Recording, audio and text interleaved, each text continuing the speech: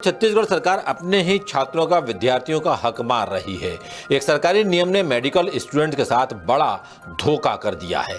छत्तीसगढ़ के मेडिकल कॉलेजों में स्थानीय पीजी छात्रों के लिए 50% कोटा है, जिसमें छत्तीसगढ़ के छात्र ही एडमिशन ले सकते हैं। लेकिन यहाँ गजब हो रहा है, इस कोटे में दूसरे प्रदेशों के छात्रों को भी एडमिशन दिया जा रहा है। और ऐसा इसलिए क्योंकि अधिकारी अपने को फायदा पहुंचाने के लिए नियम कायदों से अपने तरीके से खेल रहे हैं, जबकि दूसरे राज्यों में ऐसा नहीं है। पड़ोसी राज्य उत्तर प्रदेश और महाराष्ट्र में सिर्फ प्रदेश के विद्यार्थी ही, स्टूडेंट्स ही स्टेट कोटा में एडमिशन ले सकते हैं। फिर छत्तीसगढ़ में ऐसा क्यों हो रहा है?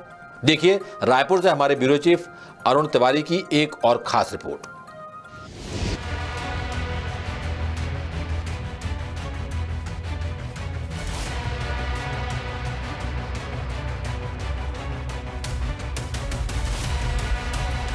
छत्तीसगढ़ में एक तो करेला दूजे नीम चढ़ा वाली कहावत चरितार्थ हो रही है। यानी एक तरफ तो छत्तीसगढ़ में वैसे ही डॉक्टर्स की भारी कमी है, ऊपर से जो छात्र प्रैक्टिस कर रहे हैं उन पर भी दोहरी मार पड़ रही है। छत्तीसगढ़ सरकार का एक नियम प्रदेश के हजारों छात्रों का हक मार रहा है। छत्तीसगढ़ में संचालित मेडिकल कॉलेजेस से एमबीबीएस करने वाले छात्रों की आगे की पढ़ाई यानी पीजी के लिए राज्य सरकार 50% कोटा देती है। यानी राज्य सरकार से जुड़े मेडिकल कॉलेजेस से पढ़ने वाले छात्र ही 50% स्टेट कोटे के हकदार होते हैं। लेकिन छत्तीसगढ़ में अलग ही नियम कायदे चल रहे हैं। स्टेट कोटे में राज्य से बाहर के छात्रों का भी पीजी में धड़ल्ले से एडमिशन हो रहा है। ये वो छात्र हैं जो छत्तीसगढ़ एम्स से एमबीबीएस की डिग्री ले चुके होते हैं। एम्स से एमबीबीएस की पढ़ाई करने वाले छात्र अधिकतर दूसरे प्रदेशों से होते हैं। एम्स केंद्र सरकार की ओर से संचालित संस्थान है, इसलिए इसमें देश भर के छात्रों को एडमिशन मिलता है। और यही छात्र पीजी के लिए छत्तीसगढ़ के कॉलेजों में 50% स्टेट कोटे का फायदा, छात्रों की सीटों पर बाहरी छात्रों का कब्जा हो जाता है। अब सवाल यह है कि आखिर ऐसा हो क्यों रहा है? तो यह पूरी गफलत सरकार के नियम की वजह से हो रही है। सूत्रों की माने तो नियम बनाने वाले अफसरों ने दूसरे राज्यों के अपने करीबियों को फायदा पहुंचाने के लिए नियमों को अपने हिसाब से बदल डाला है। सरकारी नियम कहता है कि राज्य कोटे पर उन मेडिकल स्टूडेंट्स को एडमिशन मिलेगा जिन्होंने प्रदेश के किसी मेडिकल कॉलेज से एमबीबीएस की डिग्री ली। इसका फायदा उठाकर बाहरी छात्रों का एडमिशन स्टेट कोटे से हो जाता है, क्योंकि एम्स छत्तीसगढ़ की राजधानी रायपुर में है, भले ही उसका प्रबंधन और नियंत्रण केंद्र सरकार के हाथों में। और मेडिकल स्टूडेंट्स का विरोध इसी पॉइंट पर है। वो कहते हैं कि एम्स केंद्र सरकार का संस्थान है और इसमें पढ़ने वाले छात्र देश के अलग अलग राज्यों से होते हैं। ऐसे में बाहरी छात्रों को छत्तीसगढ़ स्टेट कोटे का फायदा कैसे दिया जा सकता है? मेडिकल स्टूडेंट्स की मांग इसलिए भी है क्योंकि उत्तर प्रदेश, दिल्ली, महाराष्ट्र और ओडिशा जैसे राज्यों में स्टेट कोटे से एम्स के स्टूडेंट्स को एडमिशन नहीं मिलता। बॉन्डेड चिकित्सक की बात करेंगे, जिन्हें दूसरे शब्दों में आजकल बंधुआ चिकित्सक भी कहा जाता है। शुरुआत करते हैं नीट यूजी काउंसलिंग से। नीट यूजी काउंसलिंग में जब भी कोई स्टूडेंट यहाँ की स्टेट कोटे की सीट उठाता है एमबीबीएस के लिए, तो उनसे 2 साल का एक बॉन्ड भराया जाता है। उस बॉन्ड में ये नियम रहता है कि अगर आप एमबीबीएस करने के पश्चात 2 साल का बॉन्ड नहीं कर पाते हैं तो आपको 25 लाख की पेनल्टी देनी होगी, या तो 25 लाख की प्रॉपर्टी जो आपकी है वो कुर्क कर दी जाएगी, वो राज्य शासन के अधीन हो जाएगी। ये नियम है।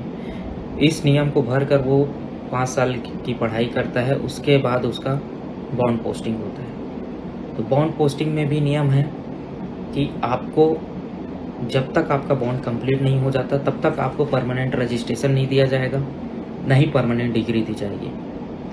आपको इसी बीच एमएलसी पीएम भी करना है। ये नियम जो है चेंज होना चाहिए। अब इस नियम की दूसरी मुश्किल देखें जिससे छत्तीसगढ़ के छात्र बेवजह परेशान हैं, तो छत्तीसगढ़ के छात्रों को एमबीबीएस करने के बाद 2 साल का बॉन्ड भरना पड़ता है। इस बॉन्ड के तहत 2 साल प्रदेश के ग्रामीण क्षेत्रों में काम करना उनकी मजबूरी बन जाती है। पीजी करने के लिए उन्हें 25 लाख की संपत्ति सरकार के पास गिरवी रखनी पड़ती है। पीजी के बाद 2 साल ग्रामीण क्षेत्रों में काम करना जरूरी है, यानी यहाँ के डॉक्टर कुल 4 साल की सेवा सरकार के मुताबिक देंगे। वहीं एम्स स्टूडेंट्स को एमबीबीएस करने के बाद कोई बॉन्ड नहीं भरना पड़ता, यानी उन्हें गांव में सरकार के हिसाब से डॉक्टरी करने की कोई बाध्यता नहीं है। वो बॉन्ड से भी बिल्कुल फ्री हैं। यानी वो स्टेट कोटे से पीजी भी करते हैं और बॉन्ड भी नहीं भरते, यानी उन्हें दोहरा फायदा मिल रहा है और स्थानीय छात्रों पर पड़ रही है दोहरी मार। अब कहीं जाकर वो स्टूडेंट जो है नीट पीजी काउंसलिंग में पार्टिसिपेट करता है एनओसी लेकर 25 लाख की प्रॉपर्टी गिरवी रखकर, तो नीट पीजी काउंसलिंग में जब वो पार्टिसिपेट करता है, जब भी वो राज्य के स्टेट कोटे की सीट के लिए फाइट करता है, तो उसको पता चलता है कि यहाँ पे हमारे अलावा और भी कॉम्पिटिटर है। यहाँ के एम्स के जो स्टूडेंट, जो MBBS ग्रेजुएट स्टूडेंट हैं, वो भी स्टेट कोटा की सीट के लिए एलिजिबल हैं, उनको ये पता चलता है। अब उनसे भी ये फाइट करते हैं सीट के लिए, तब कहीं जाकर उनको नीट पीजी में सीट मिलता है। नीट पीजी काउंसलिंग में स्टेट कोटा की सीट के लिए क्या रूल है मैं बता दूं।